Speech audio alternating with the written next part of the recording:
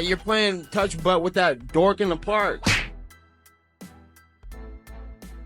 Ilia Topuria has only had a few in-person encounters with Conor McGregor, and they still give him the creeps when he thinks back on it. In a resurfaced clip from the Wild Project podcast, Topuria shared his thoughts about McGregor from when they both fought on the same card at UFC 264 back in 2021. That night, Topuria secured a devastating first-round knockout victory over Ryan Hall. Meanwhile, McGregor famously snapped his leg against Dustin Poirier and hasn't fought since. Nearly 3.5 years later. Super bad vibes, Topuria said bluntly when describing McGregor. Look, analyzing people as human beings. Let's look at Conor, he explained. A guy, his wife, his children, his family. I can't give an opinion. I don't know how these people are. He might be an excellent person, and I perceived his energy in a different way from what it is. He simply came to work, put on a show. But the feeling I had when he was around was, keep him away, Topuria continued. Keep him away, because you can be Conor McGregor and act however you want, but no one is above me, only God. You know what I'm saying? Congratulations on your career, I respect it. But don't tell me a thing because I'll take your head off. Just a terrible energy, Topuria reiterated. I swear it felt like his aura came from hell. I wanted to be away from this dude. He had a black energy I have never felt before. Agustin, my trainer, he's a very spiritual guy. He's very careful with the energies. He said, this dude is gonna lose badly and split. He broke his leg that night. He brought an energy of hell. You know what I'm saying? Topuria concluded.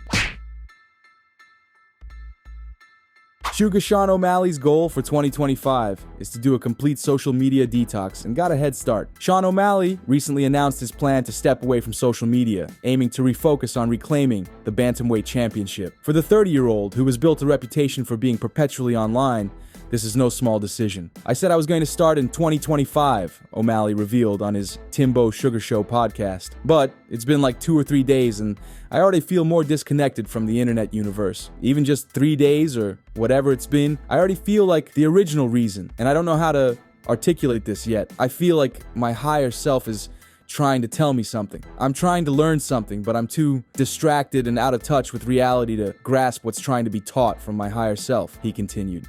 And I feel like the only way to do that is just to disconnect from distractions. Doom scrolling is no joke, and social media platforms are carefully engineered to keep users endlessly consuming bite-sized, often questionable content. Chances are you found this article through a social network, but for the 2 minutes you're reading this, you're stepping away from the rapid-fire dopamine. Hits your phone and delivers every 1.7 seconds. That initial discomfort or anxiety you feel when stepping away is just a gateway to the kind of clarity that makes big things possible. Social media is the biggest distraction right now for me, O'Malley explained. I've already started reading more, writing more. It's just going to force me to continue to do stuff like that, and that's where I feel like I'm going to be able to learn this lesson of whatever is trying to be taught to me. I feel like it's already been good. 2025 is going to be exciting. I'm not going to be on social, I said, until my next fight, but ideally I can just keep that going. I don't want to do podcasts. I don't want to do interviews. O'Malley's focus now is clear. He's gunning to face the winner of the Merab Dvalishvili versus Umar Nurmagomedov bantamweight title fight at UFC 311.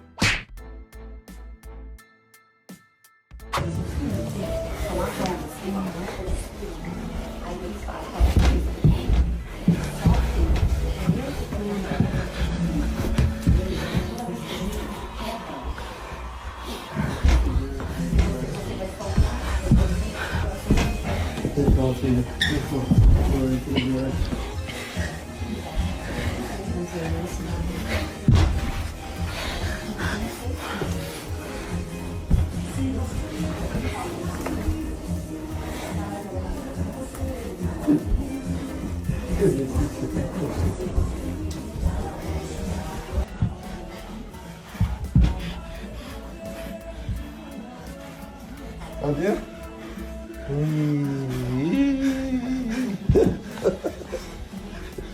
Não vai não. Tá suando, pô.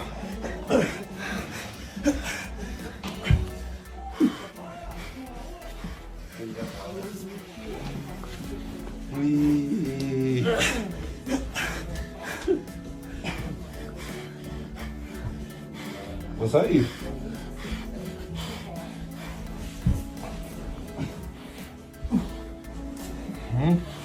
E agora? Vai, fica aí.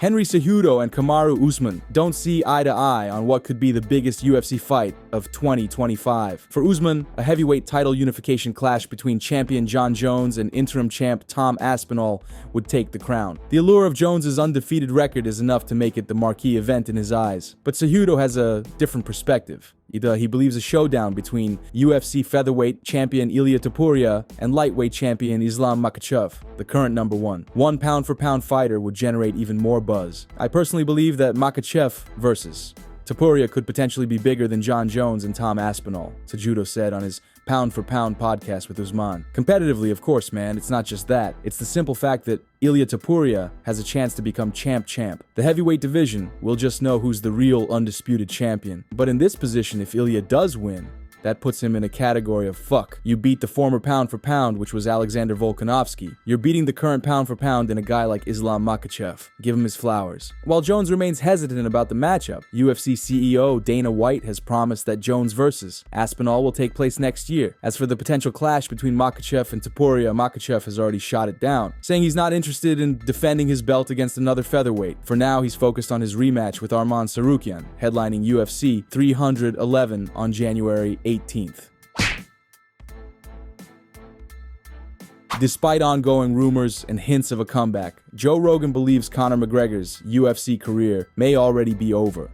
McGregor has faced plenty of challenges outside the octagon, but for fans, all of that tends to fade away when he steps into the cage. The charisma and excitement the former two-division champion brought to the sport were unparalleled. But those golden days might now be behind him. Never one to shy away from sharing his unfiltered opinion, Joe Rogan didn't hold back when discussing McGregor's status. While reflecting on the electric buzz McGregor generated during his prime, Rogan suggested that the Notorious might never return to competition. I don't know if Conor's ever going to fight again, Rogan said. The reality is that guy's partying, and he's partying real hard. Rogan also pointed to potential long-term effects of CTE as a factor contributing to McGregor's decline and prolonged absence from fighting. A lot of fighters, when they've sustained a significant amount of damage over the course of their career, there's no way to not get CTE. We've all seen Conor getting beat up and knocked out. We've seen Conor's sparring footage. He spars pro boxers, he's sparring elite fighters. You're getting hit in the head a lot. You're not supposed to get punched in the head 1,000 times a year. It's just not supposed to happen, and that's the reality of consistent training. For both McGregor and his fans, it's been a long 4 years since his last appearance in the cage.